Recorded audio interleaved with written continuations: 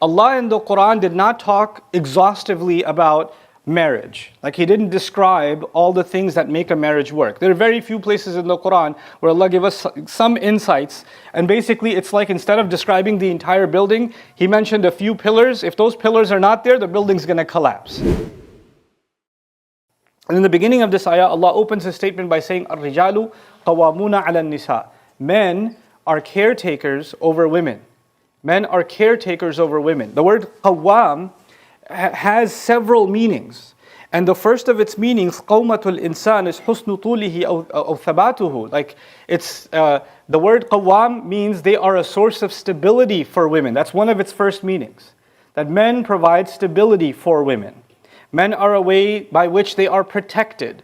Men protected not just physically or financially, but also emotionally protected. So they're a place of security for them.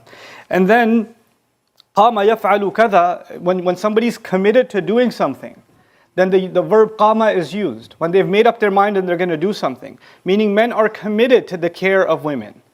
Men are charged with the responsibility to protect and care for women. Then Allah Azza wa Jal, in the use of this word, it's remarkable that this word, we have to understand that it's sacred. Because from the same letters, qaf, waw, and mim, actually one of the other names of Allah derived from this word is Allahu la ilaha illa huwa al-hayyul qayyum. Qayyum. And Allah describes Himself in the Quran as qa'iman bil qist.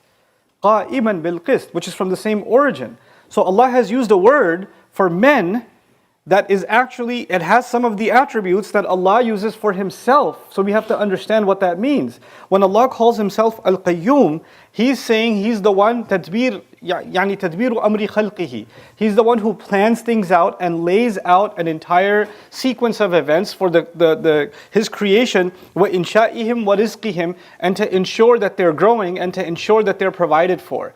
Meaning, when men become qawwam, they're doing their very best to have an actual plan for the women in their wing, in their households. Another place in the Quran, Allah describes married men as muhsinin, with a sad, not with a sin, with a sad, muhsinin. That's actually same surah. And that actually means to bring women inside of a fort. Meaning, a fort is a symbol of protection, isn't it? And so once you get married, she's entered your fort. She's protected from all sides. She's protected from everything else. And a fort is self-sustained. The food is provided for, protection is provided for, shelter is provided for, everything's taken care of. And that's the idea of a muhsin. And a woman, interestingly enough, are described as muhsanat, women that are inside of the forts. Meaning they don't like to go out of the fort too. They want to stay within that fort. And they're described as someone who accepts that role that the husband is playing. In any case, Allah then says, بِمَا فَضَّلَ اللَّهُ بَعْضَهُمْ عَلَى بَعْضٍ. And this responsibility of being in charge of the care and the needs and the protection for women, this responsibility comes on account of the fact that Allah decided that some will have preference over others. Now this is important language. Allah didn't say, بِمَا فَضَّلَهُمُ اللَّهُ عَلَيْهِنَّ. He said, بِمَا فَضَّلَ اللَّهُ بَعْضَهُمْ عَلَى بَعْضٍ.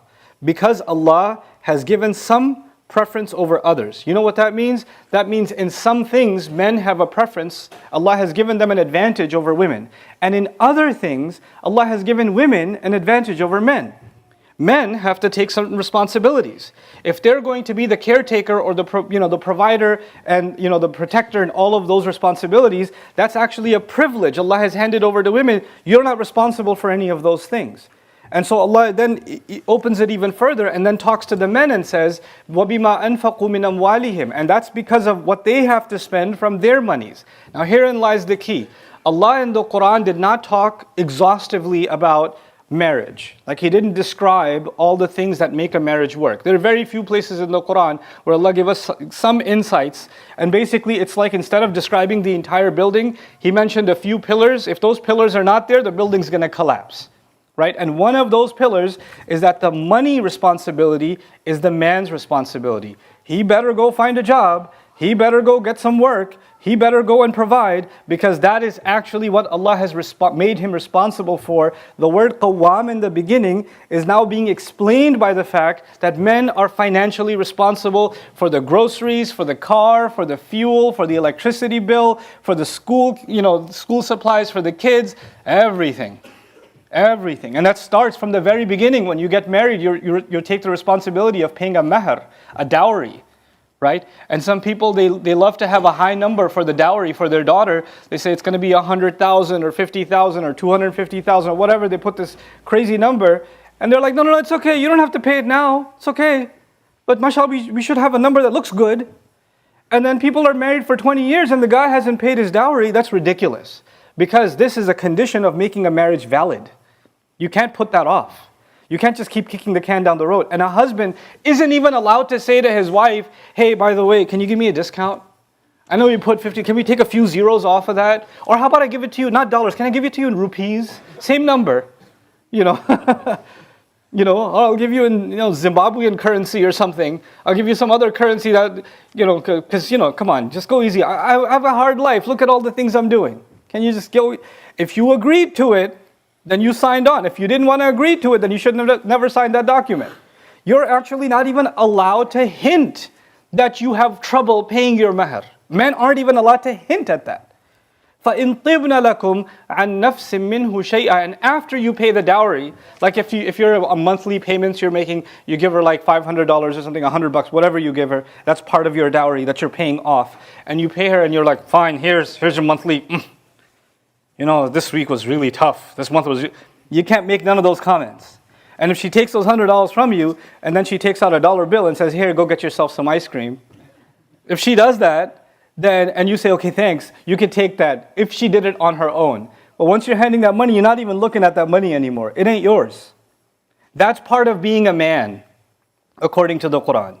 It's part of being rijal qawamun ala nisa.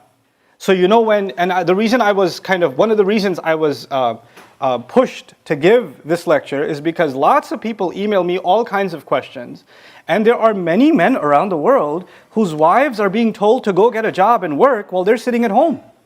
Muslim men. And they're saying you have to obey your husband. What religion is that? Allah Azza wa Jal made men responsible financially.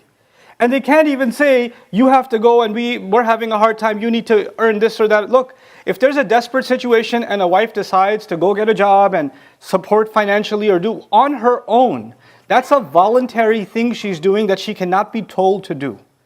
And if she does that, if she does get a job, if she does have a business, if her father left behind some stores or some property in her name, and you're like, hey, can we get some of that too? Because I'm your family. No, that's her money. You can't touch it. Allah made this equation in which she has a financial advantage, meaning your money is basically hers. And her money is hers. And you can't look at it. You can't keep your eye on it. You can't say, whatever happened to that? What happened to that jewelry? What happened to that? No, that's not yours to touch. That's not yours to touch. And whatever you gave her, like you say, hey, on our 10th anniversary, I'm going to give you this car. That once you gave her the car, it's her car. It's her. You can't even take the keys and say, I'm going. No, you got to get her permission. And she better give it on her own good free will. No pressure, not even unspoken pressure that you can touch that car. Because you gave it up. It's done. It's done. وَآتُوا النِّسَاءَ صَدُقَاتِهِنَّ نِحْلَةً. Give women their gifts happily and freely. Don't even think about them again. Don't even think about them again. So this financial sense that men are supposed to have is critical, and Allah mentions that as one of the first conditions of what makes a marriage work. What makes them men. الرجال قوامون على النساء بما فضل الله بعضهم على بعض وبما أنفقوا من أموالهم. When they take that kind of responsibility, where the wife doesn't have to ask, hey, we don't have food for groceries, we don't have money for groceries, we don't have this, I gotta give you again. And for a lot of men, you know what they do? They feel that they owe financial responsibility or financial help to their brother, to their sister, to their mother and their father, who may be financially already taken care of, but you still want to give them, but you're not giving financial needs to your wife and your children. That's not being a man. That's not being a man. And some people are in financial abuse situations where I've even seen cases where the bank account is a joint account between the husband, the man, and his mother. And the wife has no access to the account. What Islam did you learn? Where did you get this from? And the wife is being constantly told, by the way, that's our son. It's like, that's our property, you're just renting it. This is what the wife is being told. If you wanted to act that way, then you had no business getting married. If you wanted to financially treat the spouse this way, then you have no business being in the institution of marriage. This is the first and foremost principle. You know, there are people who give mahar, they give marriage gifts, or even at the wedding ceremony, they give lots of presents, and then a couple of days later, the guy's family says, hey, can we have those back? We need them for our daughter's wedding. Once you give it up, you've given it up. It's done with. Now let's flip to the other. And the sisters that are listening to this right now are like, yeah, finally a khutbah about team ladies. Well, you know, I told you in the beginning, Allah is fair. There's a balanced equation. Allah loves both sides, men and women. Allah told the men what responsibilities they have. The rest of the khutbah is actually the other side.